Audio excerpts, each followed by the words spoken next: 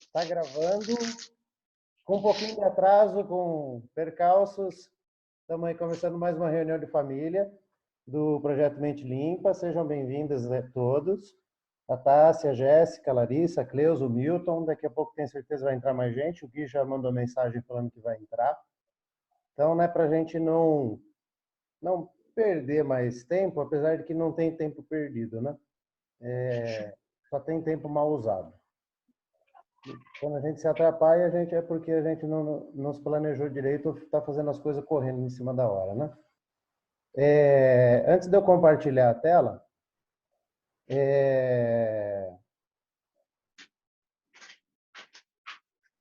tá ouvindo? Tá? Tá todo mundo ouvindo? Então tá bom.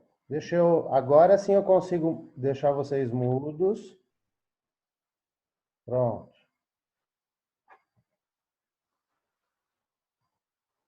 E vamos lá.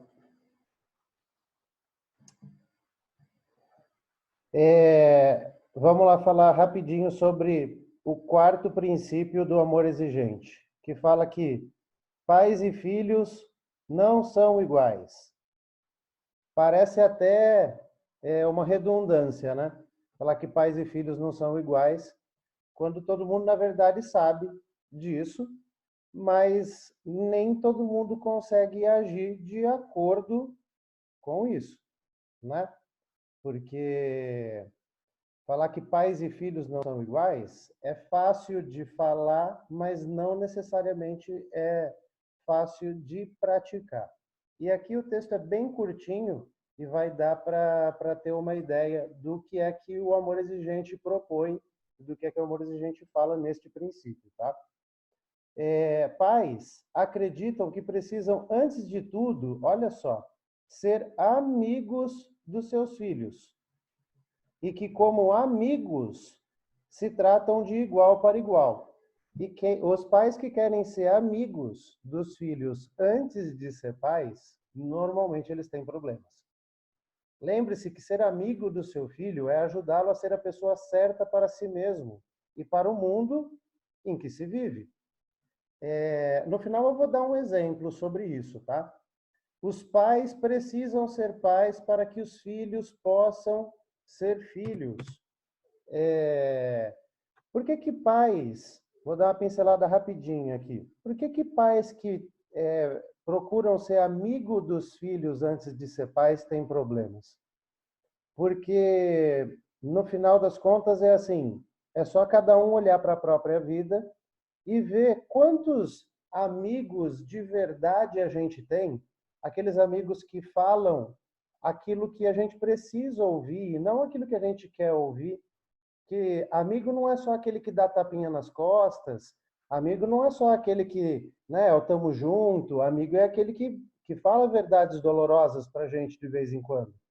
Então, pais que tentam ser amigo dos filhos, por muitas vezes se colocam nessa posição de não fazer pelos filhos aquilo que a representação paterna e materna precisa existir na criação e na conduta, né, dos filhos, né, para que os filhos possam ser filhos. E, de novo, né, esse princípio parece um conjunto de redundâncias, né? Os pais precisam ser pais para que os filhos possam ser filhos. Por muitas vezes, filhos que não têm condutas que condizem com aquilo que se espera em questão de respeito, de hierarquia, essas coisas, né, na grandíssima maioria das vezes, é por falta de posicionamento dos pais que não conseguem exercer a autoridade sobre os filhos. Autoridade de pai, autoridade de mãe. E aqui embaixo no texto vai estar falando que autoridade é diferente de autoritarismo, tá? Então é assim, o pai é guia, é orientador, é legislador. Ou seja, o pai, por muitas vezes, tem que colocar regras. Né? Numa relação de amizade, por muitas vezes, não tem muitas regras. Né? Então, o pai precisa ser pai porque, por muitas vezes, o pai precisa colocar regra e limite nos filhos. Né? Para que isso possa ser respeitado. E assim, os pais vão preparando os filhos para o mundo. Olha lá, não estamos pregando o autoritarismo. Falamos da autoridades de adultos coerentes, competentes, que querem o melhor para o desenvolvimento completo do filho. Estamos tratando de disciplina ministrada por pais que dirigem o lar com firmeza e, principalmente, sabedoria, buscando, olha só, proteger e orientar o filho, alicerçados em valores morais e éticos nos quais acreditam e, principalmente, vivem. Então, essa última frase, todo esse texto que eu li poderia ser resumido nessa última frase, que tem uma profundidade muito grande. Olha só, os pais precisam ser pais, esse tipo de pais que está falando nessa frase.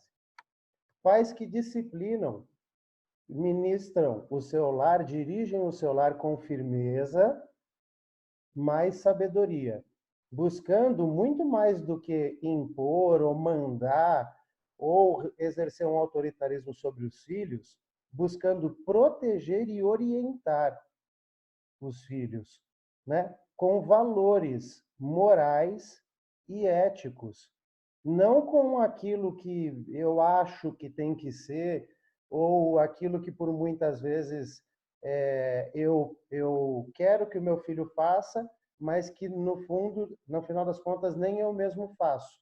Né? Por isso que fala que essa relação tem que ser alicerçada em valores morais e éticos nos quais eu acredito, mas que principalmente eu vivo, né? Então, por que que por muitas vezes, eu já vou até tirar aqui, por que que por muitas vezes nesse relacionamento de pais e filhos, os pais não conseguem ter autoridade sobre os filhos?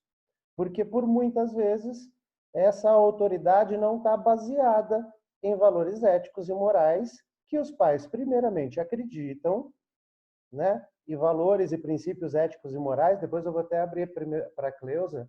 Ter a Cleusa aqui é uma maravilha, porque ela me ajuda com a experiência não só de vida, mas de professora dela, né? A importância de se ter valores morais, princípios éticos na nossa vida, para muito mais do que você ter o que oferecer na construção da personalidade e do caráter dos seus filhos, mas para que você tenha isso como um norteador e uma bússola para a sua própria vida, em primeiro lugar. E aí os pais que não conseguem ter essa autoridade sobre os filhos, por muitas vezes são pais que não têm esses valores morais e éticos bem definidos na própria vida. Não estou falando que são más pessoas e também não estou falando de pessoas que têm má índole, nada disso. São princípios que a gente precisa ter para viver a nossa própria vida e automaticamente isso vai servir como um referencial para os nossos filhos, né? Então, mas para que eu exija ou para que eu seja referência para os meus filhos, eu preciso, como pai, em primeiro lugar, dar o exemplo, né? Aquele negócio de que faço o que eu falo, mas não faça o que eu faço, na verdade desconstrói a sua imagem como pai e no final das contas te coloca em descrédito. Porque em determinado ponto, quando seu filho ganhar consciência do mundo, ele vai falar, ué, mas por que que o meu pai fala para eu fazer coisas que ele mesmo não faz? Né? Quando ele fala, faço o que eu falo, mas não faço o que eu faço. Então, isso é a falta de princípios éticos e morais, né? Ética é um conjunto de princípios que você acredita e moral é a forma como você coloca isso em prática. Então, você pode ter vários princípios éticos, você pode acreditar em determinada religião, você pode ter princípios éticos como honestidade, fidelidade, como respeito, educação, essas coisas. A moral é como você pratica tudo isso. Então, por muitas vezes, você ter ética e não ter moral é viver uma vida de hipocrisia. Porque você fala que acredita em determinadas coisas, mas não necessariamente vive aquilo que você acredita. E isso de novo, tem que ser o norteador da nossa vida para que depois a gente, muito mais do que exigir dos nossos filhos, para que a gente sirva como referência e exemplo, para que na hora que a gente precise exercer a autoridade de pais, a gente consiga ter esse embasamento ético e moral para conseguir deles o respeito, não só à nossa autoridade de pais, mas à hierarquia, a princípios bíblicos, né, que fala de honra pai e mãe, né? Então, tudo isso tem um embasamento que precisa vir das nossas crenças e da maneira como a gente precisa viver a partir dessas crenças. E eu peguei 2 versículos bíblicos, como sempre eu gosto de partilhar, tá? Para estar compartilhando com vocês. Eu acho que eu compartilhei a tela errada. Eu volto. Vamos lá. Aqui, ó. O primeiro versículo bíblico fala de Mateus 7, 24. Todo aquele, pois, que escuta e está nas minhas palavras e as pratica, assemelhá-lo-ei ao homem prudente que edificou a sua casa sobre rocha. Edificar a sua casa sobre rocha é exatamente isso que eu acabei de falar. É aquele que tem as palavras, tem a palavra de Deus, que tem os princípios de Deus, de Jesus, como norteadores éticos e morais na sua vida, e que automaticamente, se você tem isso na sua vida, a probabilidade de você alicerçar a sua família e os seus relacionamentos em rocha firme é muito maior, tá? E o segundo princípio fala especificamente da mulher.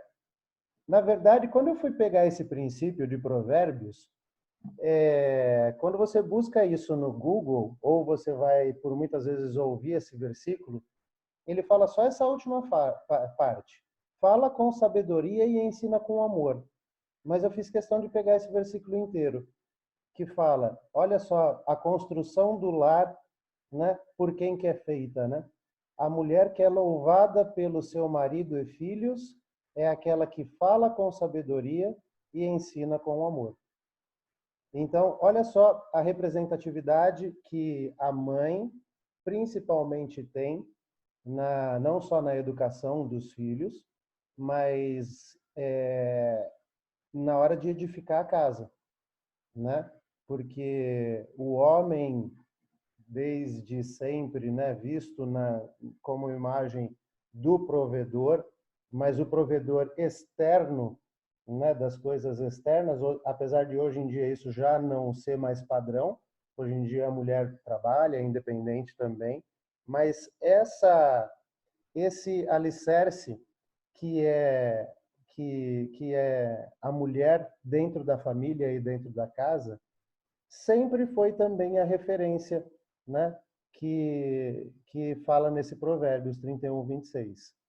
Então, muito mais do que a gente só ter boas referências, do que a gente ter valores éticos e morais, a gente precisa saber viver essas coisas primeiramente nas nossas vidas, para que a gente possa ser pais, dando a oportunidade para os nossos filhos também serem filhos. Cada um exercendo bem a sua função e cada um respeitando e vivendo uma vida em harmonia a partir de tudo isso, certo? O que eu tinha para compartilhar com vocês era isso. Logicamente, eu sempre começo com a Cleusa, né? E por que eu gosto de trazer a Cleusa? Porque, assim, só para dar um conceito bem importante para vocês, vou dar uma pincelada bem rápida, tá? A autoimagem, que é uma das camadas da identidade do ser humano, ela é construída. A autoimagem é como cada um de nós se vê, tá? Mas a autoimagem ela é construída pela forma como as pessoas, os nossos pais e os professores construíram a nossa imagem desde criança. Por exemplo, um pai que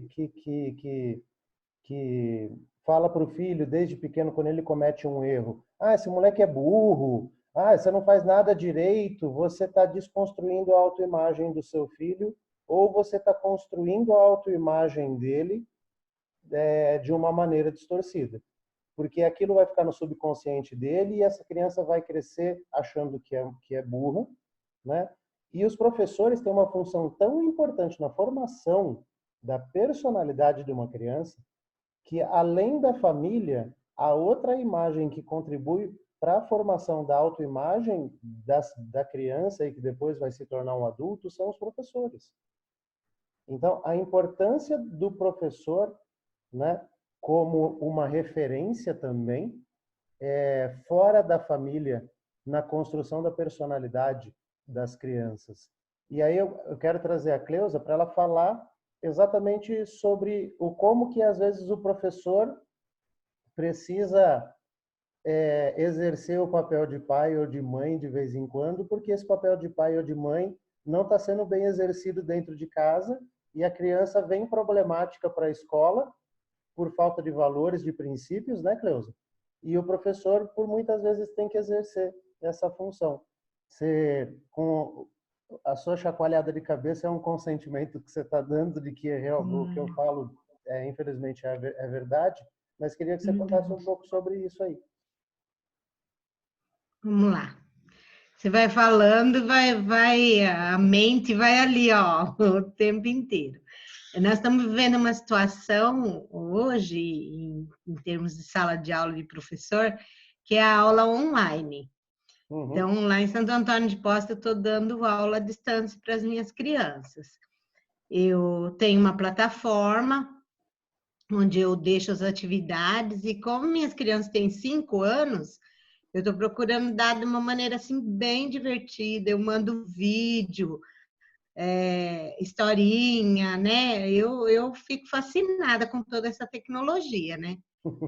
E ontem uma mãe desesperada me procurando, 5 anos tem minhas crianças, 4, 5 anos, que a menina não queria fazer de jeito nenhum, porque falou que era chato, que ela não queria fazer e que ela só faria se a mãe desse um presente para ela. E a mãe me procurou desesperada, né? O que eu faço, Cleusa?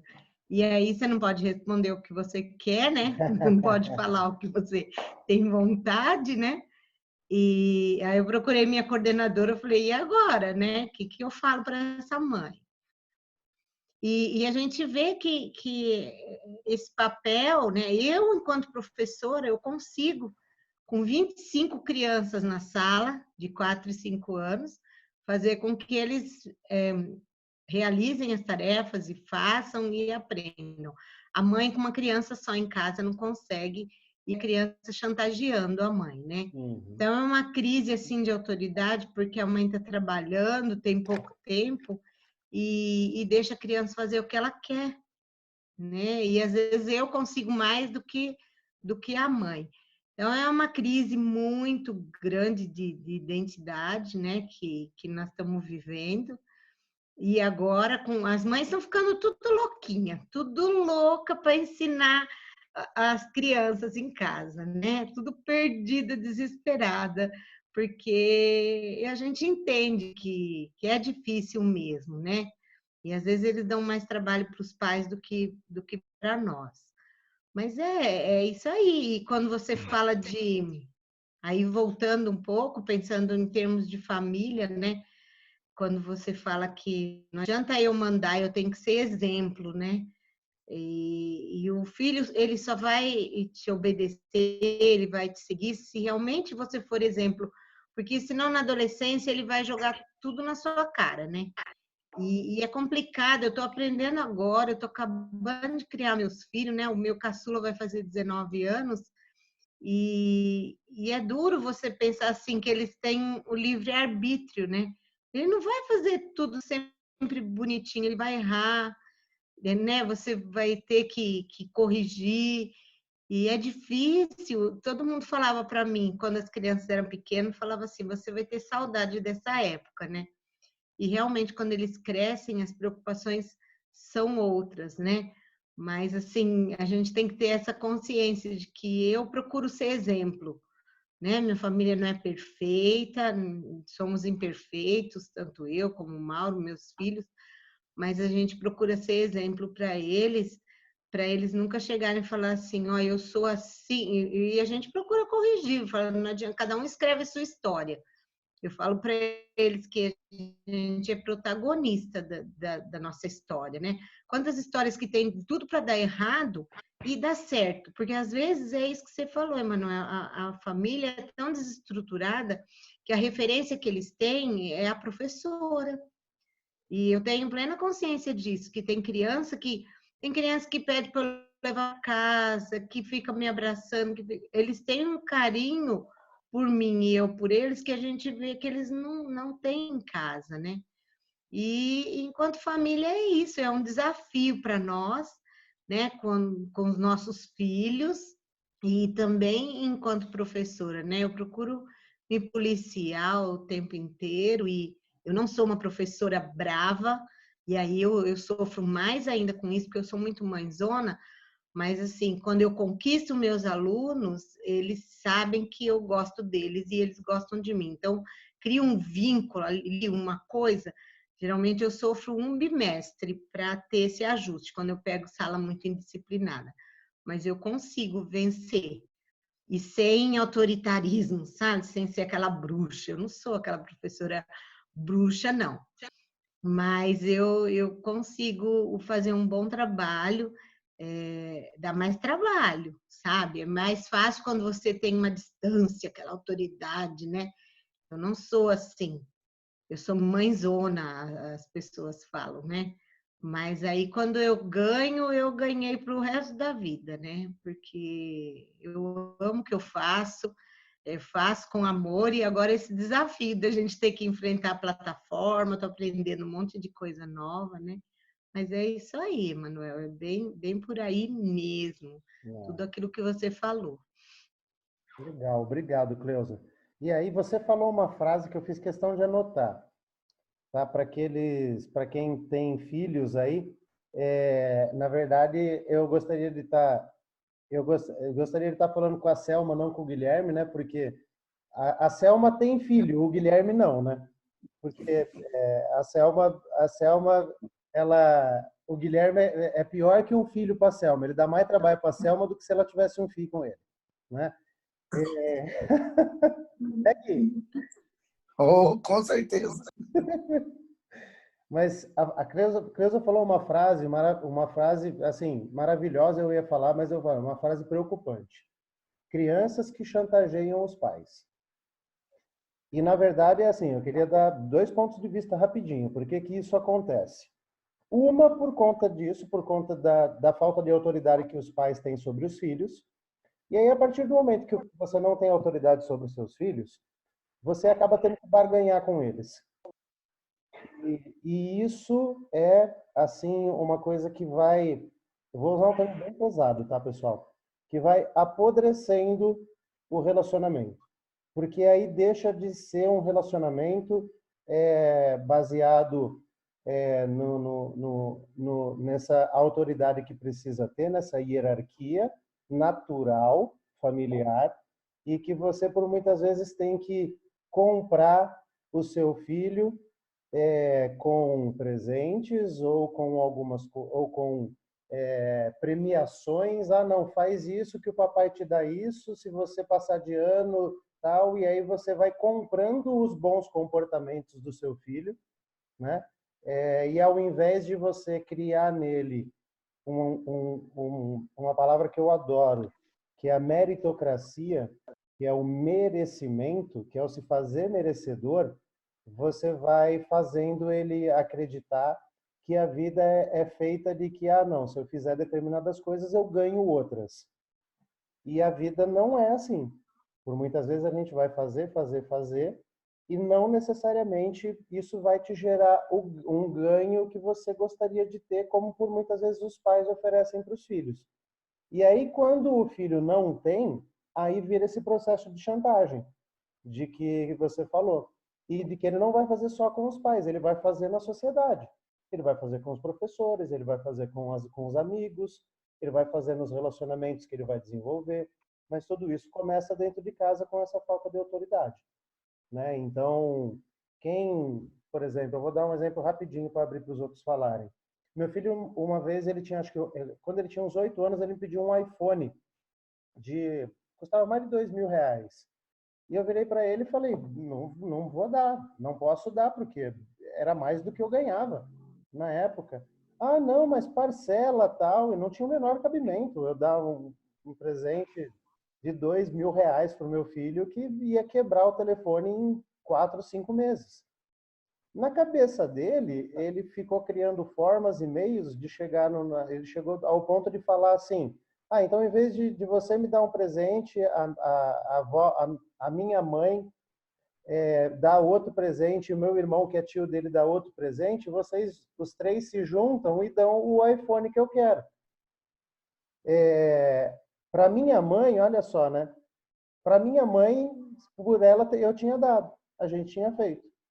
Mas aí eu estaria perdendo a autoridade de pai sobre o meu filho e ele estaria fazendo essa chantagem velada, né? Fazendo com que essa exigência que ele fez fosse cumprida de uma outra forma, né? E eu não estaria impondo limites para ele, falando de que uma criança de 8 anos não precisa ganhar um presente de R$ 2.000, né? Que ela vai, de novo, ele ia quebrar em questão de 4, 5 meses, porque não dá valor. Eles não tem, uma criança de 8 anos não tem o valor nem financeiro e nem o valor daquilo que é preciso para se conquistar determinadas coisas. É por isso que eu falo de se construir a meritocracia, da criança saber ser merecedora de determinadas coisas e saber que a recompensa vem pelo trabalho e não pela chantagem, né? Só passa de ano quem estuda, só ganha salário quem trabalha. Não é, não, eu exijo e as minhas exigências têm que ser cumpridas, né? Então, quando a Cleusa falou sobre essa chantagem, infelizmente tem muitas crianças de 20, 30, 40 anos que continuam fazendo chantagem com os pais e com a sociedade como um todo, e agindo como crianças birrentas até hoje.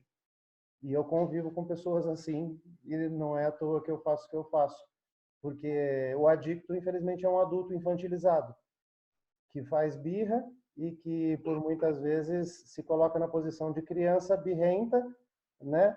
Chantageando os outros emocionalmente ou de maneira agressiva para conseguir o que quer, né? Eu vou abrir para o Milton, porque o Milton, tô ligado que ele está construindo, né, Milton? Um relacionamento com a filha, né, Milton? Depois de muito tempo, tô tentando tirar o seu mudo aqui, não consigo, filho. Tira o mudo aí, ó. Eu coloquei mudo. Beleza. Porque eu Boa noite a todos. tô ligado que você tá construindo um relacionamento com a sua filha, né? De uns meses para cá, principalmente depois que você entrou em recuperação, e que você está tendo que colocar alguns valores, alguns princípios aí para servir como direcionamento nesse relacionamento. Como que está sendo isso, Milton? Milton, adicto. Eu passei por uma situação essa semana meio complicada. O relacionamento meu da minha filha, igual o Manuel falou, era de barganha. Para ela também eu tinha que dar alguma coisa. Eu achava que para ela estar feliz eu tinha que dar alguma coisa para ela. E o dia que eu falei não para ela, isso faz uns 5 meses atrás, o dia que eu falei não para ela, ela falou para mim: você nunca foi o pai para mim. Você nunca foi presente. Ela falou um monte, ela ia para a praia, ela queria dinheiro, eu só tinha R$ 80 para dar, ela queria R$ 200 e tal. Eu falei: nossa, eu tenho R$ 80, filha. Ah, mas você nunca foi um pai para mim, agora que eu penso essas coisas, você não quer me dar. Eu falei: Lívia, então vamos fazer assim, eu não vou te dar nada e eu estou te bloqueando agora. O dia que você aprender a me respeitar como seu pai, porque no passado eu nunca fui presente, mas agora eu estou presente. Agora eu estou presente na vida, já faz quase um ano. Perfeito. Quase um ano. E eu vou te ajudar. Mas a partir do momento que você aprender a respeitar como pai, eu bloqueei ela, Manuel, na hora. Depois de um mês e pouquinho, ela liga do celular da mãe dela, chorando, desesperada. Pai, você me perdoa, pai. E chorando, e chorando, e chorando, eu tentando acalmar ela. O que aconteceu? Não, pai, é porque não sei o quê. Eu senti no meu coração de ligar, eu tô com saudade de você, você é minha vida, eu amo você mais do que minha mãe. Começou a falar, sabe? E beleza, a partir desse dia, Manuel, mudou da água pro vinho. Se eu falar para ela que eu tenho, eu tenho. Se eu falar que não tenho, ela aceita do mesmo jeito. Todo dia manda mensagem. E aconteceu o que eu sei com a psicóloga hoje. Minha filha, no Dia das Mães, minha filha ligou para mim e falou: eu não ia na casa da avó, mas eu vou porque eu preciso conversar com você. Eu falei: nossa, ela vai querer dinheiro, ela vai querer coisa. Ela falou para mim, sabe o quê, Manuel? Que ela perdeu a virgindade. Minha filha tem 15 anos, pô. Para mim foi um baque, eu não sabia o que falar para ela. Minha vontade era de explodir, minha vontade era de chorar, minha vontade era de gritar no meio da rua. E eu fiquei quieto. Eu só perguntei para ela: vocês usaram camisinha? Não usou camisinha, filha? Ela falou: usou, pai. Estou namorando com ele já faz 6 meses. E eu não estou nem sabendo que você está namorando. Minha vontade de enforcar, pai. Jesus, ajuda eu. Eu fui para casa da minha mãe, tão embarulhado que eu fiquei. Eu fui para casa da minha mãe, fui pedir ajuda da mãe, que minha mãe sabe. Eu não tenho dificuldade de pedir ajuda. Comecei a chorar, falei: mãe, medo, mãe. É que ela se torne que nem a mãe dela. A mãe dela tem um filho, cada pai tem 5 filhos dela. Sabe, a mãe dela sofreu demais nesse mundo, já apanhou de ex-maridos, entendeu? Eu nunca fui um cara agressivo.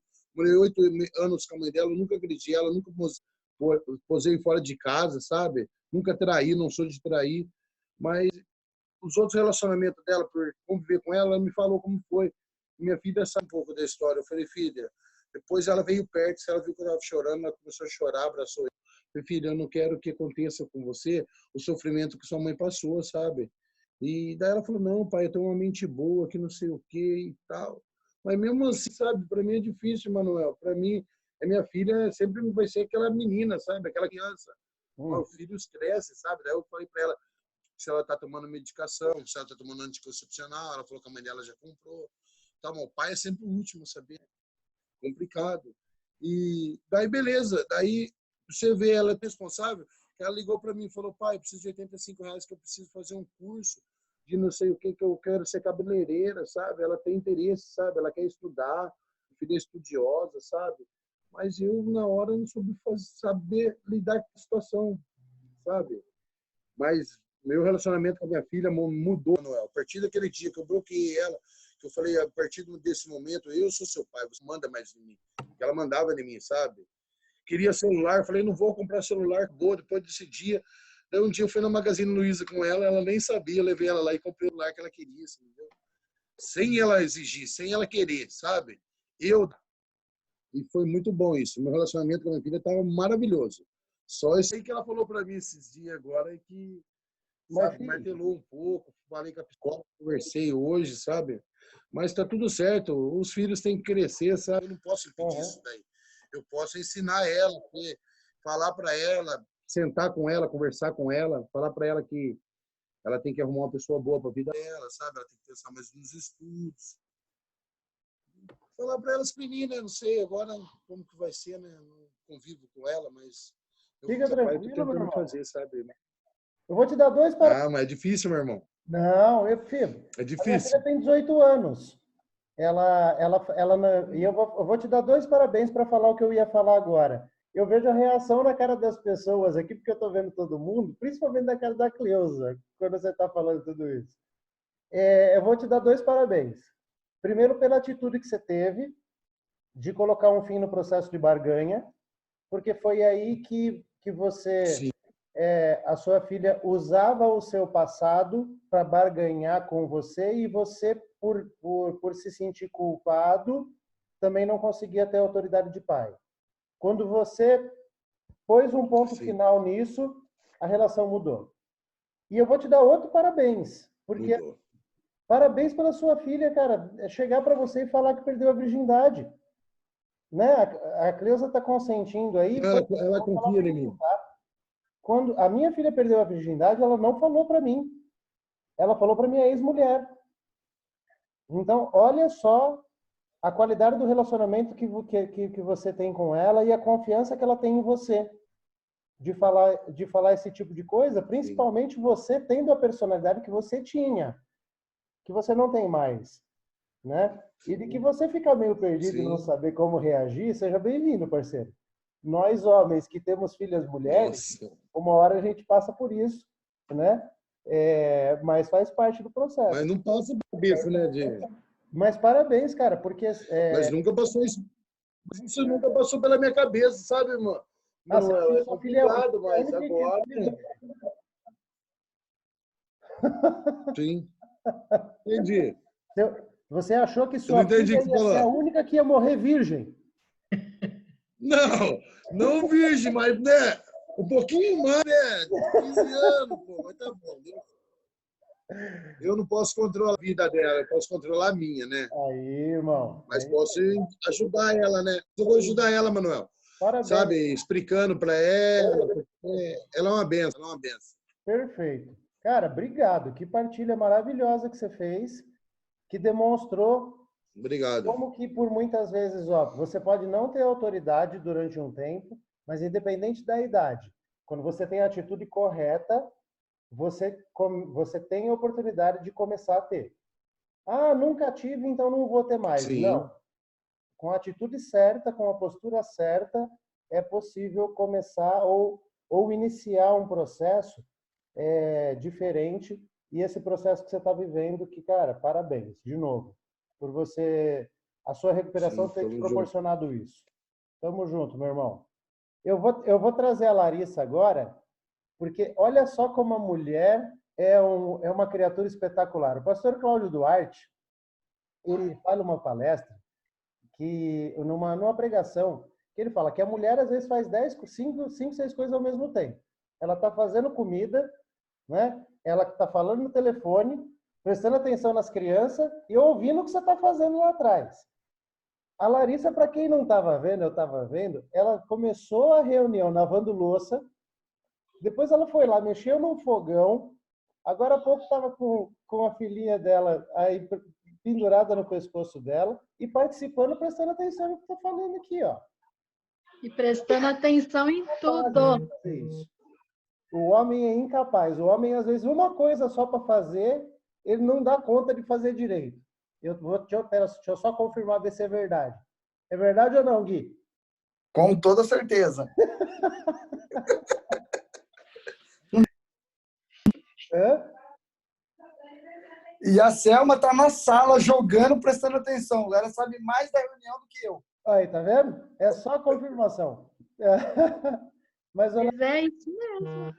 queria que você, a partir aí do que eu li, do que você ouviu, da partilha da Cleusa, do Milton, que você desse a sua experiência também, você como mãe, e hoje você como, deixa eu colocar nessa função que já foi desvalorizada, né? Que antigamente ser dona de casa, né? Era o que sobrava para a mãe, né?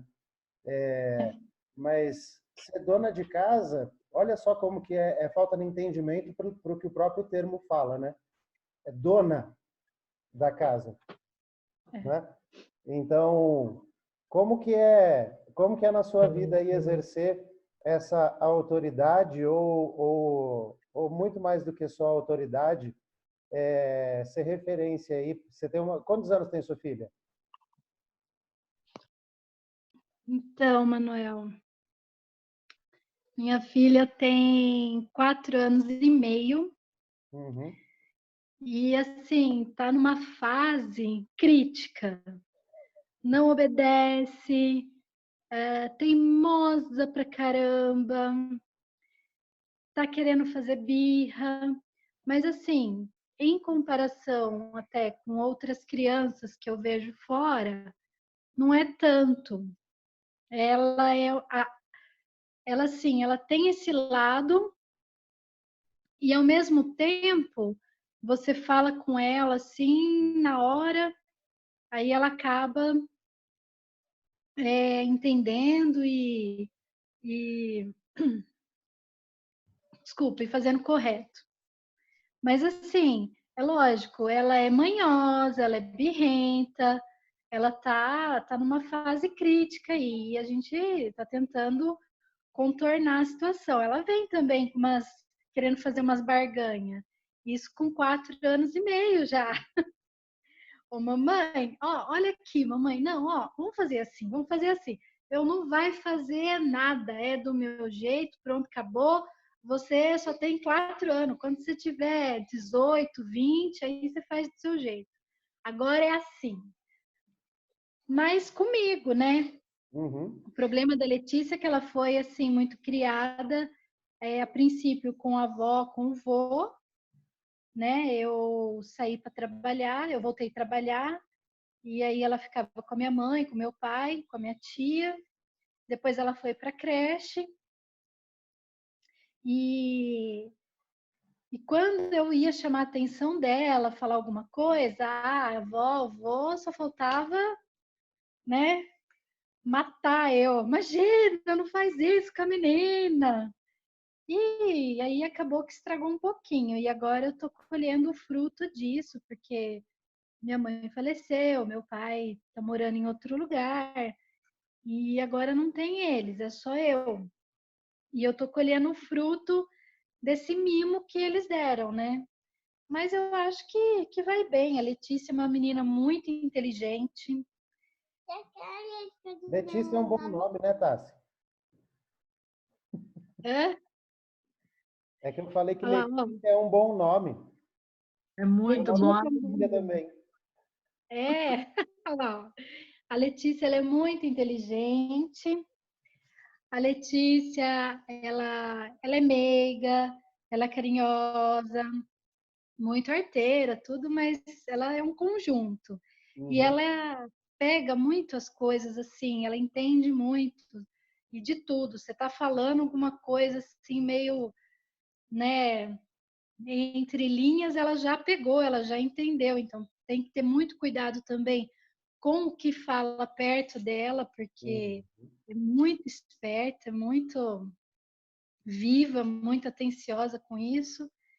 Ela é muito ansiosa, então eu tenho assim que agora eu tenho que me atentar à alimentação, a esse tipo de coisa, porque ela está, acho que com a falta da escola, dos coleguinhas, de atividade, de alguma coisa assim, ela está meio que descontando em doce, em comida, então ela não quer comer comida, ela quer comer doce, eu tenho que fazer ela comer comida. E olha, é uma guerra aqui, mas a gente vai levando, né? Uhum. A gente vai pegar a escola. É. Por isso que eu tô fazendo isso. Como é que é? Vai vendo, ó. Eu sentindo falta da escola, por isso que eu tô fazendo isso. Ela tá sentindo falta da escola, por isso que ela tá fazendo isso. Olha. Tá vendo?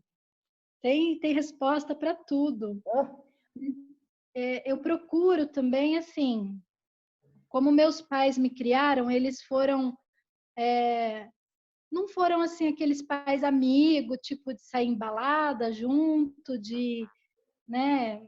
Mas eles foram pais que me conduziram. Então, minha mãe com meu pai sempre falaram comigo sobre drogas, sobre sexo, sobre amigos, sobre tudo. E eu dei risada do Milton quando ele falou da filha dele, porque quando eu perdi minha virgindade, uhum. a primeira pessoa para quem eu contei foi meu pai. Olha, que bom. É, foi meu pai. Eu tinha assim muito apego com ele, né? Então eu confiava muito nele.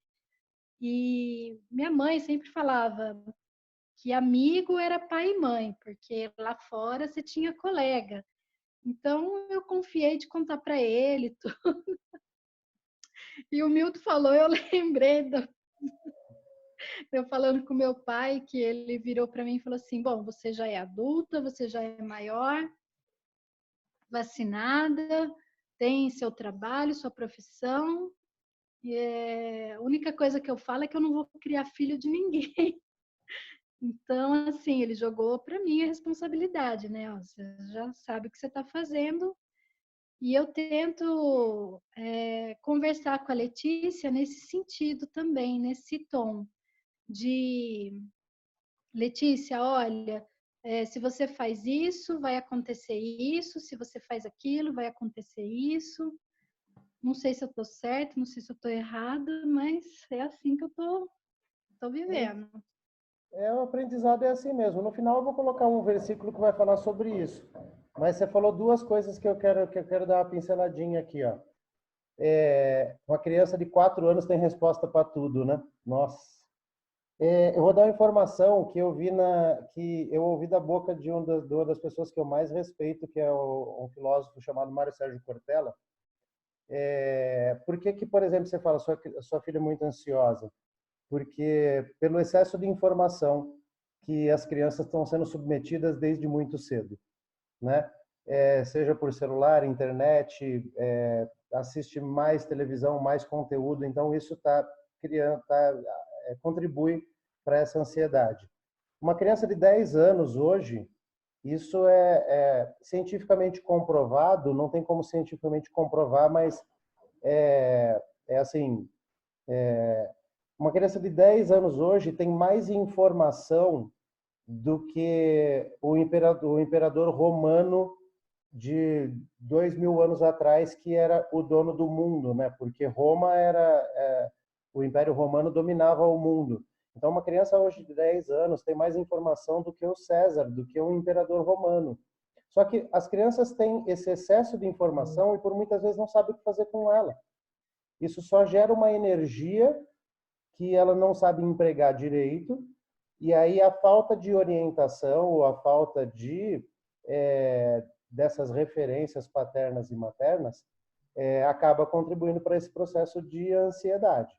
Então, saber colocar limites na criança, né, do tempo que ela vai passar jogando videogame, fazer com que ela tenha várias atividades, com que ela tenha atividade física, porque se você deixar, por exemplo, uma criança hoje na frente do videogame ou assistindo televisão, talvez ela fique o dia inteiro jogando videogame e assistindo televisão. Então, ela não vai gastar energia. Ela não vai estar desenvolvendo outras partes importantes que ela precisa desenvolver neurológica e biologicamente nela. Então, cabe aos pais determinar isso, né? E eu queria colocar um outro pontinho rapidinho, de que você falou da comunicação, né? A Cleusa, que é professora, se eu falar alguma bobagem, ela quando ela vai ouvindo, eu vou vendo as reações dela. Ela vai fazendo assim, ela ri e tal. Assim, os programas infantis dos anos 80, principalmente, trouxeram uma coisa muito ruim para, por exemplo, a geração de quem tem 30 ou 40 e pouquinhos anos. Os apresentadores e as apresentadoras de programas infantis da década de 80, começo da década de 90, tratavam crianças como retardados. Tá? É diferente você falar a linguagem da criança e você falar com criança como ela, sabendo que ela é criança, que ela não é uma adulta, do que você falar para a criança, tratando criança como retardado. Então, assim, uma criança de 4 anos, olha lá, Cleusa riu porque, né, ela entende disso mais do que eu, porque ela lida, a faixa etária que ela começa a lidar é 5 anos, né, Cleusa? Então, assim, isso é um erro que principalmente os programas infantis da década de 80 implantaram nas crianças que hoje são adultos e são pais, de você não saber como conversar com os seus filhos, qual a linguagem que você tem que usar com eles. Porque uma criança hoje de 4, 5 anos tem muito mais informação do que você imagina. Então, não queira conversar com o seu filho de 4, 5 anos, 6, 7, 8, como se ele fosse um ignorante. Por muitas vezes, ele sabe até mais de determinados assuntos do que você. Então, e aí, se você, por exemplo, cai nessa armadilha, por muitas vezes você vai falar alguma coisa querendo exercer autoridade, sem saber do que você está falando, e o seu filho sabe. E aí, nisso, você perde a autoridade com ele. Olha os riscos que a gente corre como pais, né? De não da gente estar se informado, da gente saber tudo, mas da gente saber como se comunicar com os nossos filhos, para ter essa autoridade sobre eles. Mas é isso aí. Obrigado pela sua partilha, Larissa. Foi perfeita. Agora eu vou trazer a Jéssica, que tem filho. Quantos anos tem seu filho, Jéssica? Ela tem 10 anos. Tem 10, né? E agora Sua outra criança voltou para casa hoje, né? Voltou. Não teve como segurar. Mas é aquilo que a gente Nasceu. que ele tenha que ele ficou, vamos lá, ele foi, ia ficar um mês, depois se propôs a ficar 2. Na verdade, não tem tempo, não tem fórmula mágica. O importante é o que ele aprendeu e o que ele tirou de proveito lá e colocar aqui fora na prática agora. Mas não vamos falar dele, vamos falar de você. Como que você enxerga essa figura materna que você é? E muito mais do que figura materna, tá? Quando eu coloquei o provérbio que eu coloquei, a imagem, a referência feminina que a mulher precisa ser dentro da família, como mãe, esposa, como vó, né?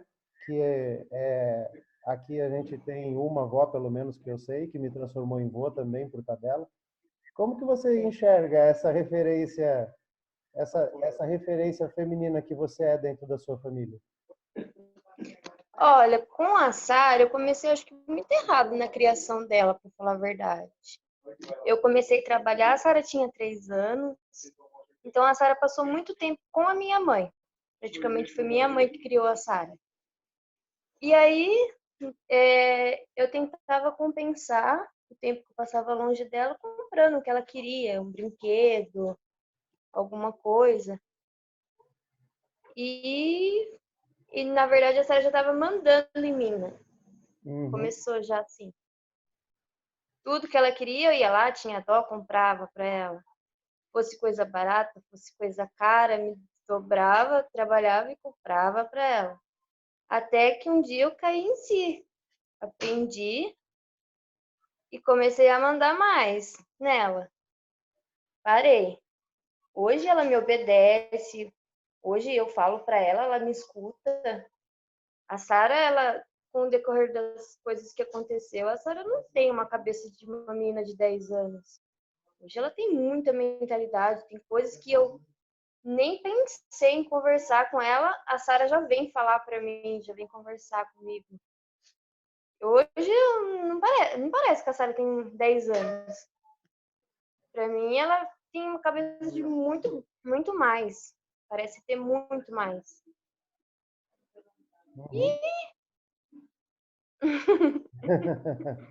Falar mais. Não, mas perfeito o exemplo que você deu. Olha só, parabéns, Jéssica, tá? Porque assim, aqui esse grupo e no final das contas as nossas relações têm que ser permeadas. Vamos lá, quando eu falei lá no começo sobre princípios éticos e morais, admitir erros é, na verdade, uma virtude, uma das maiores virtudes que o ser humano precisa ter. Da gente, por muitas vezes, não. Eu gosto de usar esse termo porque eu uso isso muito com as pessoas que eu trato. Por muitas vezes, a gente não pode passar pano para a gente mesmo. E a gente só aprende com os nossos erros quando a gente admite eles.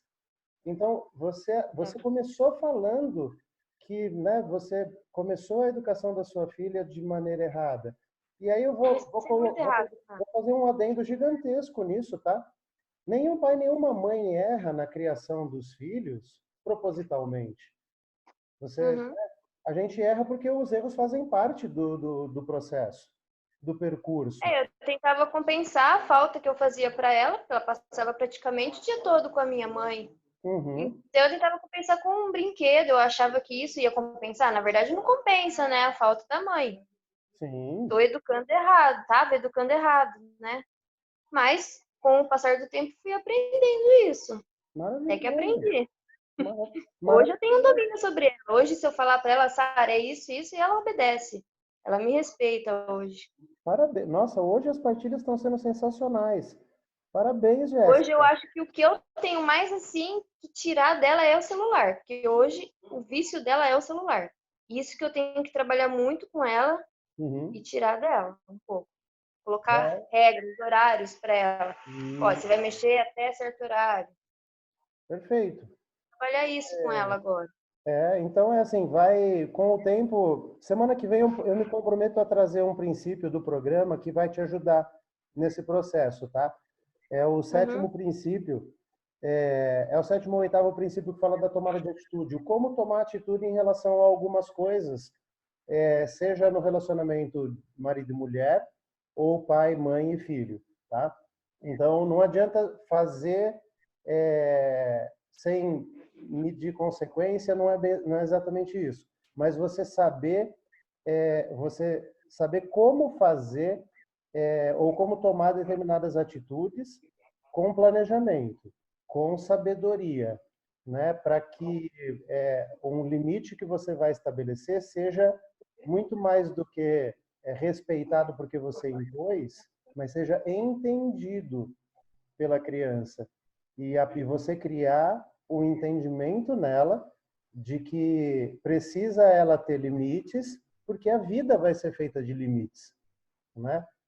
E que ela vai ter que aprender esses limites. Quanto antes a gente ensina limites para os nossos filhos, mais cedo a gente prepara eles também para o mundo, porque o mundo aí fora, infelizmente, é cheio de limitações. E a criança que não aprende ter limite dentro da própria casa, ela vai ter dificuldade de lidar com as limitações que a vida vai impor para ela. Então, me comprometo semana que vem de trazer esse princípio da tomada de atitude, que é espetacular, até para te ajudar nesse processo. Mas obrigado, parabéns pela sua partilha.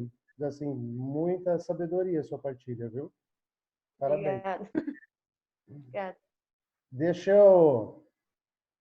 Eu não vou falar com o Guilherme por enquanto ainda não. Deixa o Guilherme no gelo aí. Oi, Dani. Oi. Tudo bom?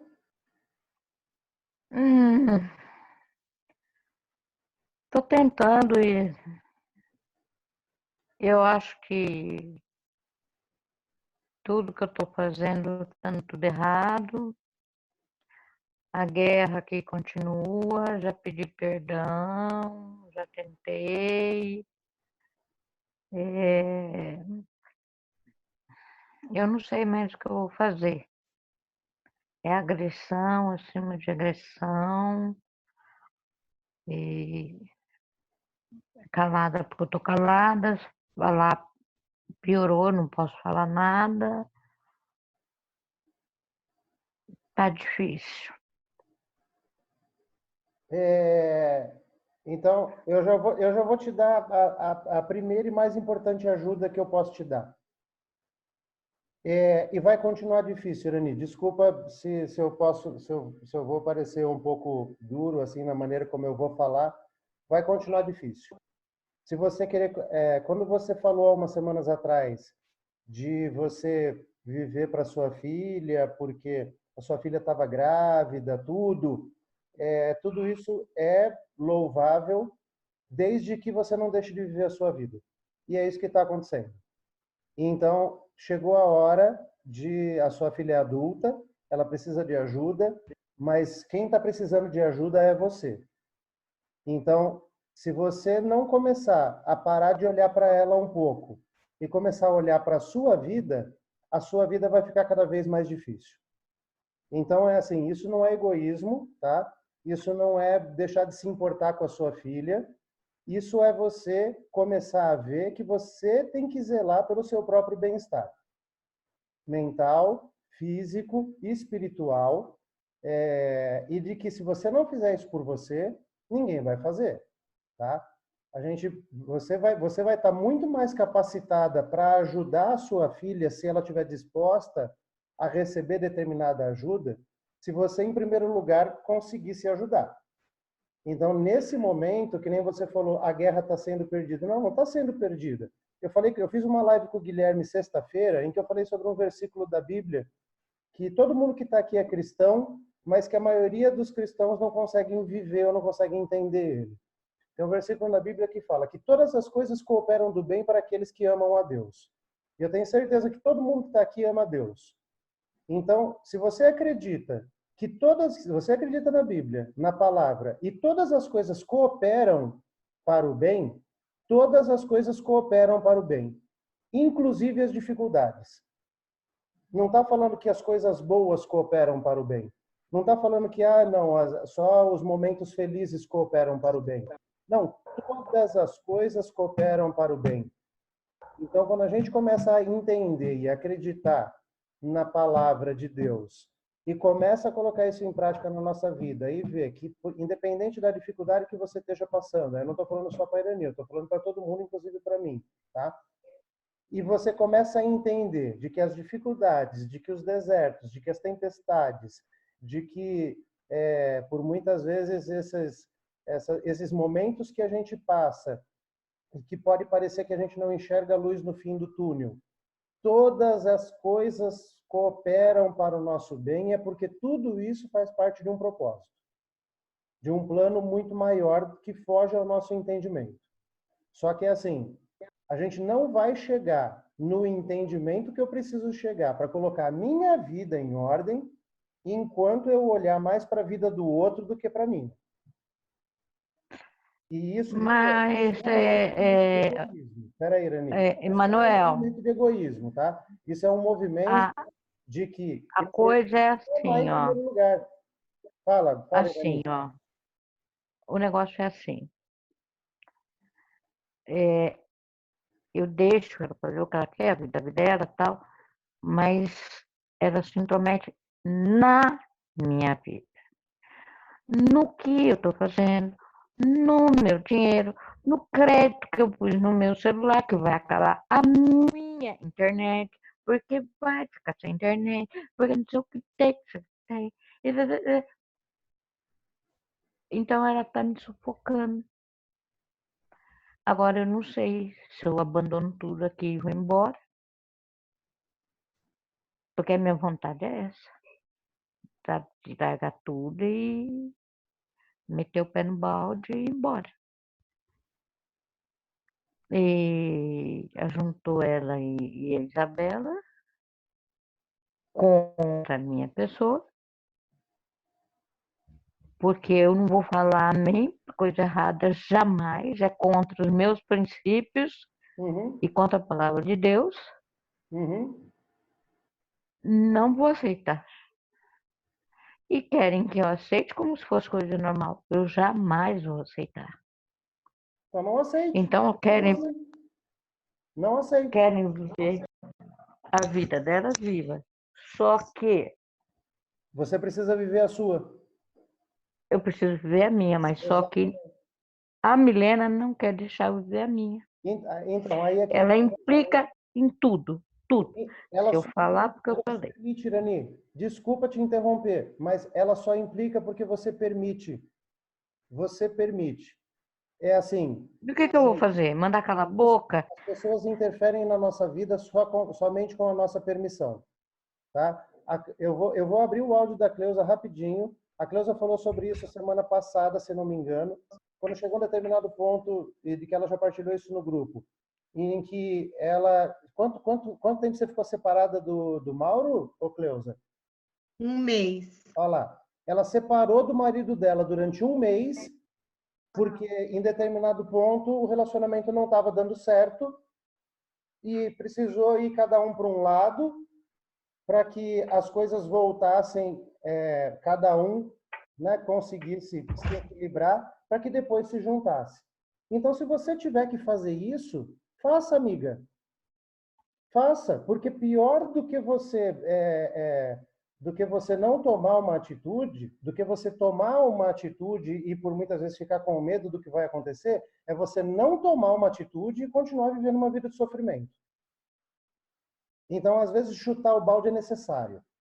Jesus chutou o balde. Quando ele chegou na frente do templo e as pessoas estavam profanando o templo, ele chegou lá chutando tudo. Deus colocou Adão e Eva para fora do paraíso, quando eles descumpriram, quando eles desobedeceram a ordem. Então, é assim, a Bíblia é um livro de amor, mas o amor praticado de várias formas.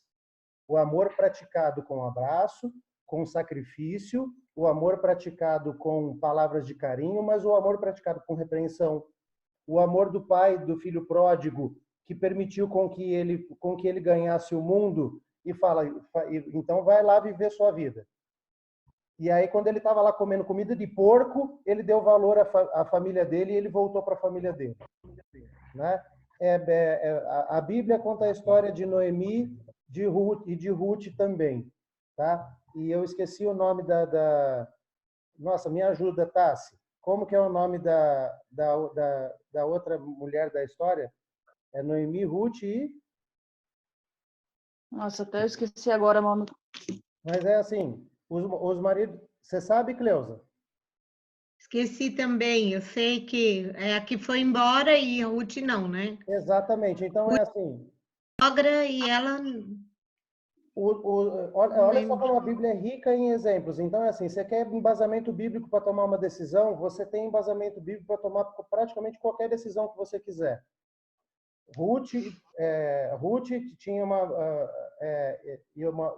outra mulher que eu esqueci o nome. Quem lembrar aí, levanta a mão para falar para mim, tá? Vou achar. Espera aí que a Tassi lembrou. Como que era o nome dela? Não é órfã, não? Não, né? É isso mesmo. Acho que é órfã. Ela vivia com Orfa e Ruth, que eram as noras dela. Noras. Morreu na guerra o marido de Noemi e os 2 filhos. E aí Noemi virou para Orfa e para Noemi falou: vão lá viver a vida de vocês. Orfa decidiu ir embora seguir a vida e Ruth decidiu ficar com ela. Então é assim, cada um tem livre-arbítrio para tomar a decisão que quiser. Vai falar que Ruth fez o certo e Orfa fez errado, a Orfa fez o certo e Ruth fez errado. Não tem certo e errado. Orfa exerceu o direito que ela tinha e que Noemi tinha dado para ela. Então é assim, aí eu estou falando tudo isso para quê? Para que, muito mais do que você, de novo, para de pensar na Milena e pense em você. E veja o que você precisa fazer para colocar a sua vida em ordem. De novo, se ela interfere até no crédito do seu celular, no seu dinheiro, então você tem que pôr um ponto final nisso. O como, de novo, eu vou trazer semana que vem princípios sobre como tomar atitude. Mas quem tem que tomar atitude é você. Para deixar claro, não atitude em relação a ela, em relação à sua vida. O que você precisa fazer para a sua vida ficar boa, para você voltar a ter qualidade de vida. Tá? Então, esse é o meu conselho para você, minha amiga. Às vezes é necessário chutar o balde, sim. E, né, quando eu falei, até Jesus chutou o balde. Até Jesus chutou o balde. Então, quer embasamento bíblico? Ah, não, vou chutar o balde e tal. Jesus chegou chutando tudo, quando precisou chutar. Tá? Então, é assim, é sua filha, ela está grávida tal. Ela é adulta, ela tem que saber também arcar com as consequências das atitudes e das escolhas que ela fez. E você não pode se tornar refém disso, porque você se coloca para assumir uma responsabilidade que talvez não seja sua. Tá? Então, assim, se você quiser partilhar mais alguma coisa, pode partilhar. Mas esse é o que eu falo para você. De novo, pode parecer duro, pode parecer, assim, até meio acalorado, tudo, mas é verdade. A gente tem momentos na vida que tem que sair de cima do muro. Tá, mas é que nem assim. Ou seja quente ou seja frio. Quem alugou aqui fui eu, o contrato está no meu nome. Quem paga o aluguel sou eu. Eu não posso pegar agora, sair de repente daqui, né? Então eu tenho que esperar vir um contrato. Eu vou rescindir esse contrato, vou passar para o nome delas e vou procurar um canto para mim, porque não dá para conviver mais.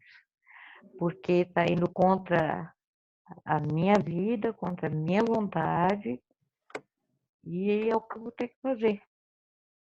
Força. Cada Você é forte. Você passou por tanta coisa e venceu, tá de pé até hoje, mulher. Estou cansada, estou doente, tomei um tombo terrível hoje, minha coluna está doendo pra caramba. Estou esperando acabar essa epidemia.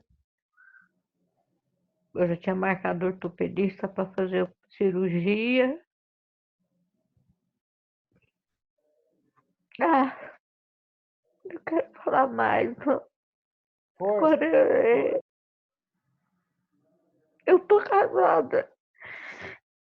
Eu não sei mais o que eu vou fazer da minha vida. Eu não sei mais para que lado correr. Orar, jejuar, pedir a Deus, implorar, fazer tudo eu já fiz.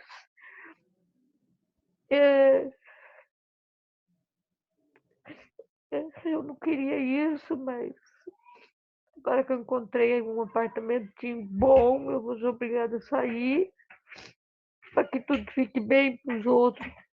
Então, eu vou esperar chegar o contrato, tudo, e vou rescindir, passar por nome delas, e vou procurar meu canto, que eu não estou mais suportando. É isso aí. Força. E eu tenho certeza que, assim, se for assim, ou se Deus orientar você para que seja de outra forma, você é uma mulher forte, guerreira o suficiente para vencer mais essa batalha, que quantas você já venceu e está de pé até hoje, Deus te sustentou, Deus, né, foi a rocha aí sobre os seus pés, e Ele está contigo, e eu tenho certeza que não é nesse momento de que você pode estar passando por esse sofrimento, que ele vai te abandonar e nem te abandonou. Pelo contrário, nesses momentos é que ele está mais próximo de nós.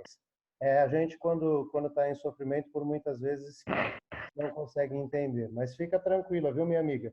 Que a gente vai, no final, eu vou terminar a reunião diferente hoje, fazendo uma oração, e vamos colocar a sua vida em oração também, tá? Para que Deus te dê luz e dê força para você superar essa fase que você está passando, tá, amiga? Fique em paz. Gui, quer dar uma palavra aí, meu amigo? Cara, eu sou apaixonado por grupo. Eu amo grupo, cara. Cada coisa, cada assunto. Cara, a primeira coisa eu quero dar os parabéns ao Milton, velho. Pelo homem que ele está se tornando. Eu sou fã desse cara, eu sou fã número 1, ele sabe disso. Foi assim, quando eu olho para o Milton, eu vejo um homem de Deus e um fruto enorme do projeto, né? Um fruto enorme, cara. É um cara que eu sigo o exemplo dele. Tenho aprendido muito com ele. Eu tenho um amigo meu, cara, que ele tem uma filha mulher também, e ele fala assim, e a filha dele chega para ele e fala assim, pai, preciso de dinheiro para comprar um autoconstitucional. Aí ele fala assim, manda seu namorado comprar, caramba, eu que vou ter que comprar. Ai, na hora que o Milton falou isso, eu casquei o bico, eu lembrei na hora dele, cara, desse amigo meu. Mas, Emanuel, cara, de tudo que você falou, eu vou resumir aqui. Eu tenho me tornado um Guilherme melhor, cara. Que bom. Sabe? Tudo que vocês falaram, hoje eu estou construindo uma... Parabéns, Milton, isso mesmo. Eu tenho construído uma outra imagem do Guilherme, sabe? Que bom, meu amigo. Antigamente eu queria ser o que os outros queriam que eu fosse. Eu queria ser alguém, mas através de outra pessoa, imitando os outros. Hoje eu já não faço mais isso. Legal. Hoje eu tento ser eu mesmo, né? Eu tento ser o Guilherme de verdade. O Guilherme que é brincalhão, que dá risada, que às vezes fala besteira, que sai fora de si. O Guilherme só? não religioso, né? Aquele cara religioso. E eu tenho aprendido muito com isso. Aprendido demais, demais. Uhum. E vendo as mães falando, eu vi a Larissa falando da filha dela. Olha só o que é comer chocolate aqui, ó. Então, ansiedade que eu tenho. É por isso que eu falei que a Selma é mãe e nem sabe. Meu Deus do céu. Hoje eu tive que ir para Campinas comprar caixas e mais caixas de chocolate, porque eu sou ansiosíssimo, né? Eu sou ansioso demais, demais. Eu como chocolate direto, porque sem igreja, sem tantas coisas, e é tanta BO para resolver. E eu vejo as mães falando, Emanuel, uma coisa tocou muito no meu coração. Olha lá, é adicto, velho, adicto é isso aí. Tem conversa. Eu não sou pai, né? Eu não sei o que é um amor de pai, não sei nada disso. Mas eu vejo que, às vezes, eu faço o que um pai faz, uma mãe faz, para querer ganhar a atenção de um filho, eu faço, às vezes, com as pessoas que eu interno. Você é pai para cada uma delas. E eu acabo fazendo, tipo, para chamar atenção, para querer levar ele para uma clínica de recuperação. Por quantas pessoas eu já cheguei e falei, cara, vamos lá para passar uma semana. Para convencer o cara para ir, sabendo que o tratamento é 4 meses. Eu manipulava o próprio cara para ir para a clínica. Hoje eu já não faço mais isso. Hoje eu chego, meu irmão, é 4 meses, acabou. Você quer, não quer, tamo junto. Sabe? Hoje eu tô aprendendo a falar não. Aprendendo a pôr limites para as pessoas, porque eu também não estava vivendo. Você lembra, Manuel, o quanto que eu chorei dentro de reunião, que eu não estava vivendo mais, de correr atrás de adicto, de pessoas para internar e querendo salvar todo mundo. Eu não vou poder salvar todo mundo, não vou poder ajudar todo mundo. Então, cara, hoje eu tô sendo um Guilherme mais feliz, porque eu tô sabendo pôr limites, né? Se a pessoa quer realmente, ela vai conseguir. Hoje, famílias me procuram para internar. Antigamente, eu nem falava assim, nem falava, tem que dar cesta. Eu falava, pode trazer que eu pago. Aí, o que acontecia? Eu tinha que ficar correndo atrás da cesta básica para pagar a clínica de recuperação. Hoje, já não faço mais isso. Se eu vejo que a família não tem condição, que é zero de condição, eu falo para a família, você tem que me dar 4 cestas. Ah, mas eu não tenho condição. Eu também não tenho. Eu vou ter que pedir, não vou? Então, você pede. Por que você não pode pedir e você joga a responsabilidade para mim pedir? Pede e tenta conseguir o máximo que você conseguir. Se não conseguir, aí eu entro com provisão. Agora, que nem eu falei, se é um morador de rua, nós pagamos, entendeu? Então, eu estou jogando a responsabilidade para a família, eu tá tirando esse fardo de mim já, né? Eu já estou sendo um Guilherme mais feliz nessa área e eu sei que eu estou construindo uma outra imagem, né? A imagem do Guilherme lá atrás é uma e o Guilherme de hoje é diferente. E eu sou grato muito ao grupo de família. Eu sempre falo isso e sempre vou falar que o que mais me ajudou a me manter limpo até hoje, o que me ajudou a ter o projeto Mente Limpa, o que me ajudou a fazer obra social foi as reuniões de família. A reunião de família, para mim, é, assim, espetacular. Eu sou apaixonado por cada um de vocês e por cada partilha, por cada... E o Milton é um fruto do projeto, né, cara? Eu sou feliz quando eu vejo esse cara falando aí. Bem, Me alegra não muito. aguento, ele não para.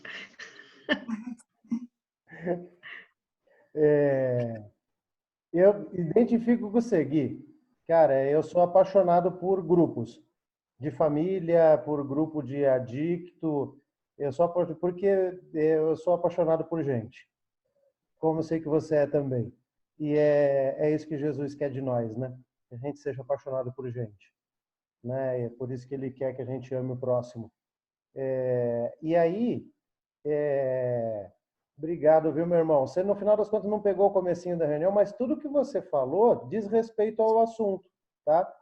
De princípios éticos e morais que eu falei para a gente ser referência, mas para a gente ser referência primeiramente na nossa vida, depois na vida dos outros. E olha como você moldar os seus próprios princípios fez com que você conseguisse, nesse processo de ajudar os outros, de ser pai para tantas pessoas que você já internou, você conseguisse fazer isso da maneira correta, sem se sobrecarregar, sem assumir responsabilidade e compromisso. No final das contas, tem que ser do outro.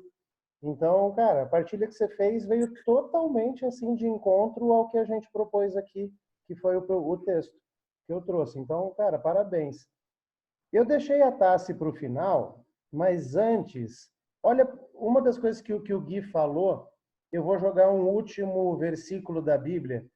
Olha um versículo que está no livro de Jó. Uma das coisas maravilhosas que tem no grupo de família, que acontece no grupo de família, e que só acontece quando a gente está unido a outras pessoas. Olha lá, Jó 34:4 fala: tratemos de discernir juntos o que é certo e aprender o que é bom. Olha só que maravilhoso esse versículo pequeno, mas quanto conhecimento e sabedoria ele traz. Tratemos de discernir juntos o que é certo e aprender o que é bom. E é exatamente isso que a gente faz no grupo. A gente aprende junto. A gente, com a experiência e com a partilha uns dos outros, a gente vai aprendendo através da sabedoria que cada um vai tendo com a sua própria experiência de vida, compartilhando, e não só a gente vai aprendendo, como a gente vai aprendendo a discernir o que é bom, né? E para desenvolver esse processo individual de cada um. E aí eu deixei a Tassi para o final, não só para ela fazer a partilha dela no final, mas porque eu vou pedir para que ela faça uma oração no final, mas depois que ela terminar a partilha, eu falo sobre a oração. Mas e aí, Tassi? E você? Então,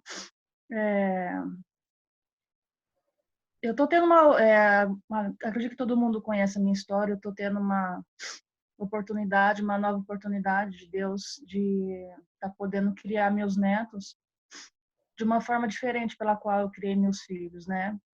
Porque eu era muito jovem, eu era muito imatura, uma dictaça muito louca. Não eduquei, eu era muito amiga, eu sempre falava que eu era amiga dos meus filhos e realmente isso estraga, né? Pai e mãe não tem que ser amigo de filhos. No sentido de bater nas costinhas, de estar sempre caminhando junto, não. Tem que realmente saber educar, e não somente saber educar, mas tem que ser o exemplo. E eu não fui o exemplo, né? E acho que uns 2 anos atrás, mais ou menos, eu peguei numa oração a Deus, eu peguei e falei para Deus, né? Falei assim, nossa, Pai, se eu tivesse a oportunidade de voltar atrás e fazer diferente na vida dos meus filhos, tendo a mentalidade que eu tenho hoje, com certeza eu faria. E Deus me deu uma bufetada e falou assim, você está tendo a oportunidade de fazer diferente. O que você não fez, você faz agora. Então eu tenho me empenhado muito, não somente de dar uma boa educação, de inserir bons princípios na vida deles, princípios bíblicos também, mas em ser um espelho, sabe? De ser uma pessoa que eles olham e que eles falam que quer ser, que pra você ter noção, a coisa mais gostosa na hora que nós vamos dormir, nós de joelho, orando, coisa que eu não fazia com meus filhos. Então, quer dizer, são atitudes que eles estão tendo desde pequeno, que isso vai agregar, não, já está agregando na vida deles, né?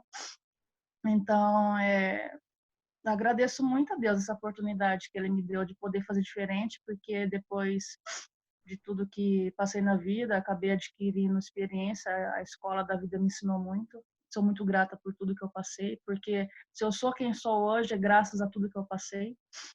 E você estava falando da questão da mulher, o papel da mulher, né, na casa, né? A mulher, ela é coerdeira de Deus, do dom da vida. Uhum. Olha só que coisa mais maravilhosa que Deus deixou para a mulher, a melhor parte da mulher. E tem a hierarquia também do reino, né? Que é Deus, acima de tudo, Jesus Cristo, o homem, a mulher e os filhos. Os filhos estão debaixo da mulher, não está debaixo do marido. Não quer dizer que realmente a mulher tem que ser a pessoa que vai educar, a pessoa que vai inserir uma educação diferente. Porque geralmente o marido que trabalha, que traz a renda para casa. Não falando que hoje, é lógico, tem muitas mulheres que trabalham, eu trabalho pra caramba, mas ficou para nós, né? O principal papel. E isso é muito maravilhoso. E eu queria falar uma coisa para a Irani. Ela está aqui ainda? Deixa eu ver.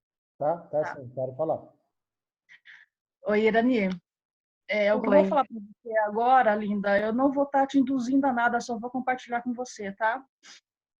Ser mãe, muitas vezes, é agir contra a natureza de uma mãe protetora. Porque a mãe protetora, ela quer evitar que o filho venha sofrer, como nós sofremos antigamente. Então, por muitas vezes, nós deixamos de viver, deixamos de ter atitude correta para poder fazer o que o filho quer que a gente faça. Mas isso é errado. Por que eu falo isso para você? Porque eu vivi a minha vida toda, mesmo sendo, ter sido um mau exemplo, depois que eu comecei a mudar de vida, que eu busquei a transformação, eu escutei muito dos meus filhos, que eu fui um mau exemplo, eles queriam barganhar comigo também. Até começar a ter a postura de mãe, até hoje eu tenho que ter postura de mãe mesmo, o Manuel sabe disso. Eu tenho que ter atitudes que muitas vezes vai contra o meu coração de mãe. Eu cheguei a levar meu filho uma vez em delegacia porque ele estava sendo aviãozinho de uma mulher. E é difícil uma mãe fazer isso, entregar o filho para a própria polícia. Então, por que eu estou falando isso para você? Que você está deixando de viver. Como você falou, você paga o aluguel, a casa é sua. Eu não estou te induzindo a nada. Só que você tem que olhar para você. Porque agora que você está no seu melhor momento, você vai se auto-sabotar de viver as coisas boas que Deus tem para você em prol de pessoas que não estão pensando em você. Gravidez não é doença, tá? E pensa nisso, pensa em você. É difícil tomar atitude? É difícil. Mas tem que ser, porque enquanto você estiver agindo dessa forma, eu não sei o que está acontecendo, mas ela vai continuar fazendo o que convém a ela. Pensa um pouco em você, tá? Porque você precisa estar bem com você. Você precisa, sabe, ser a referência, ter a atitude de falar, não, aqui quem manda sou eu, se não tá bom para você, pega suas coisas e vaza. Sabe? Pensa desse jeito um pouquinho, Irani, porque a gente tem que ter pulso firme, ter atitude, porque, ó, tudo bem, faz oração, jejum, isso é muito importante. Mas a oração já fala, oração. Orar sem ação não vai passar do teto, porque Deus faz o impossível, o possível cabe a nós fazer. Eu vou estar orando por você também, para Deus te dar força e sabedoria para poder estar agindo da forma que Ele quer que você haja. E é isso, minha amiga. Que Deus te abençoe e te dê muita força, viu? E é isso, Manu. Perfeito. Ó, antes de terminar, pedir para a Tassi fazer a oração, queria falar duas coisas rapidinho a respeito do que a Tassi falou.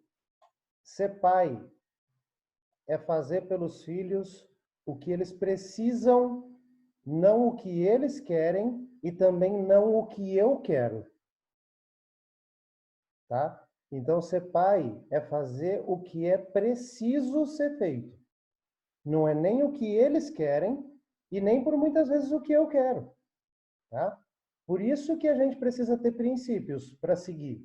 Porque nem sempre o que eu quero é o certo. E nem sempre o que os nossos filhos querem também é o certo. Mas quando a gente tem princípios, fica mais fácil definir, né? O que é que eles precisam. A Tassi falou um negócio que eu achei maravilhoso. Gravidez não é doença. Tá?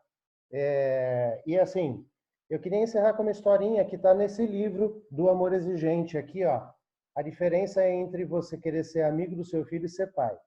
A psicóloga que escreveu esse livro, eu tive a oportunidade de conhecer ela, chama a doutora Mara Silvia Carvalho de Menezes. Ela conta que ela encontrou uma menina de 10 anos de idade. E ela perguntou para a menina, falou, ai, tudo bem, tudo, tal. E como que é o seu relacionamento com a sua mãe? E essa criança de 10 anos falou para ela, falou, minha mãe é minha melhor amiga. E aí a doutora, com a experiência que ela tem, falou, é verdade, sua mãe é sua melhor amiga? Aí a menina respondeu para ela, minha mãe é minha melhor amiga. Então quer dizer que você fala tudo para sua mãe? Aí a menina respondeu para ela, eu falo só o que eu quero, só o que interessa. Aí a psicóloga perguntou, você fala o que interessa para quem? Para você ou para ela? A criança de 10 anos respondeu, eu falo o que interessa para mim. Essa é a diferença entre você ser mãe e ser amiga. Para as amigas, ela fala tudo e qualquer coisa. Para a mãe, ela fala só o que interessa para ela. Né? Então, é assim, que a amizade seja um fruto do bom relacionamento entre pai e mãe, pai, mãe e filhos. Que cada um de vocês possa ser amigo dos filhos, mas que em primeiro lugar a gente entenda que a gente precisa primeiro exercer o papel de pai e de mãe, para que depois a gente consiga ser amigo e ter um relacionamento melhor. Agora eu vou desmudar todo mundo, tá?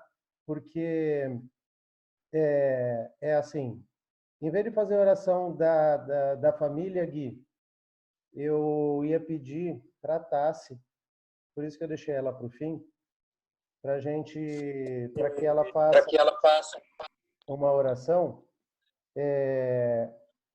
para a Irani, mas para todo mundo, mas principalmente para a dona Neuza. Uhum. Mulher do seu Jorge, que foi diagnosticada com o Covid, né? E que, né, a gente, cada um de nós aí nas nossas orações, com o poder que a oração tem, a gente consiga, né, tá intercedendo por ela, pela vida dela nesse momento, que isso tudo seja só um susto e que ela se recupere, né, porque é um casal que quem conhece é um casal que faz parte da recepção da igreja, né? São dois amores de pessoa, duas pessoas assim espetaculares. Então, eu ia pedir para a Tassi fazer uma oração. Antes, deixa eu só tirar a foto, tá, pessoal? Vamos lá, se preparem aí. Acorda, Irani. 1, 2, 3. Pronto.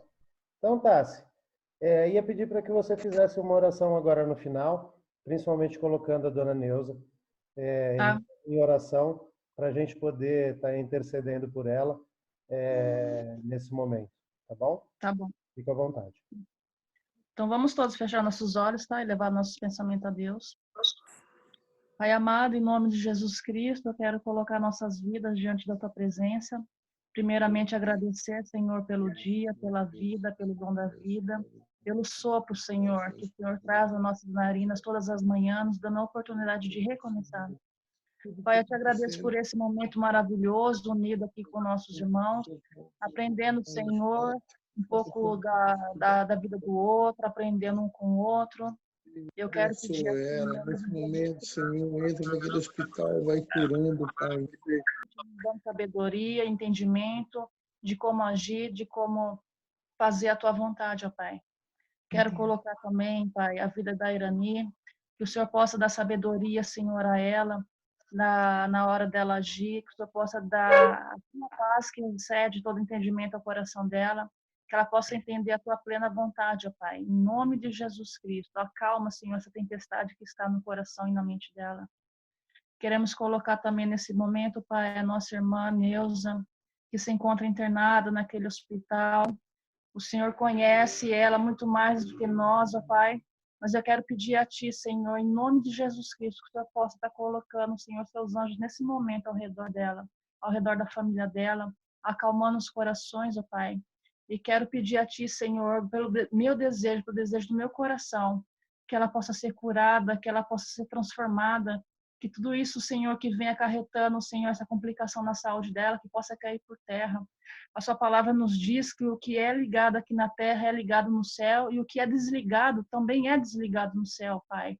Então, quero pedir nesse momento, junto com meus irmãos, Pai, que toda enfermidade seja desligada em nome de Jesus Cristo, que ela possa ser curada, Senhor, para que quando ela sair desse lugar onde ela está, ela possa, Senhor, testificar, que ela possa, Senhor, falar do milagre que foi feito na vida dela.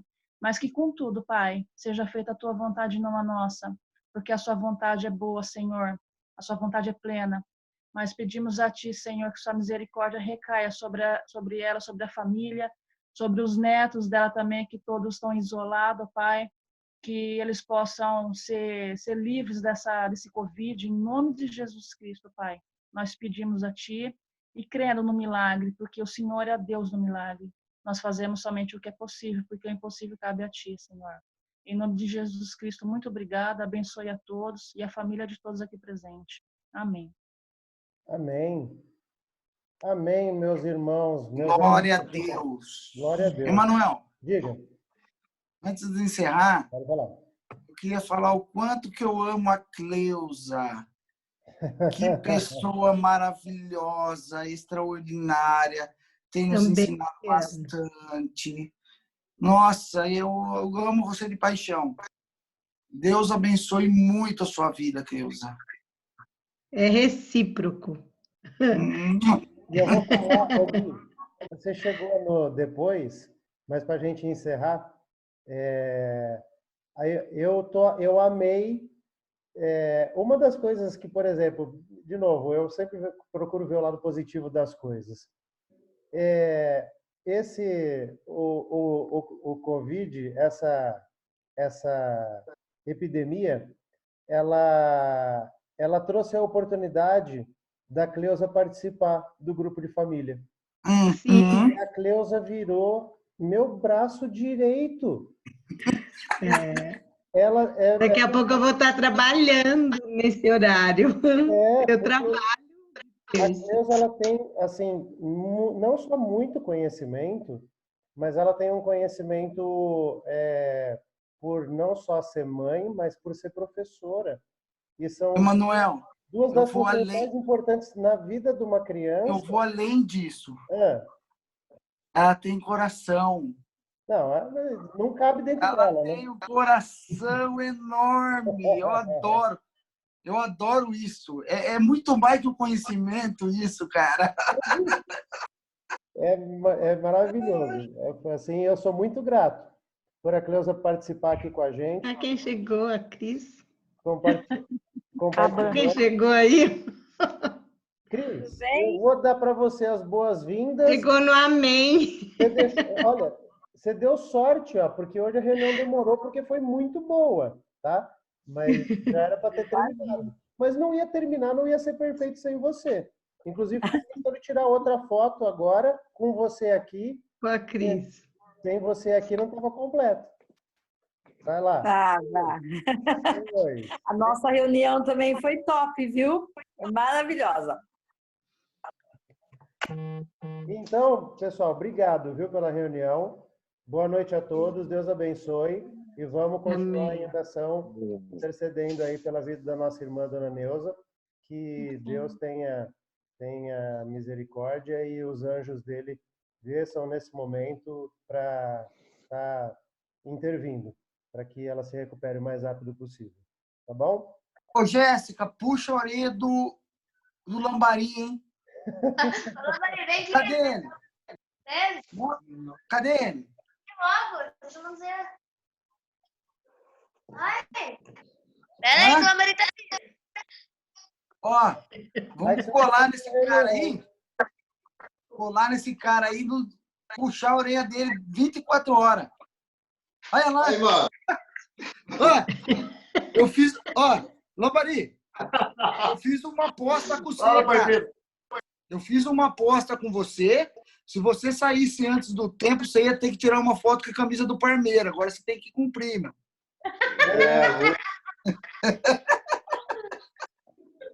Fica quieto. Tchau, gente. Deus abençoe. Tchau, pessoal. Até semana que vem. Tchau. Até semana que vem.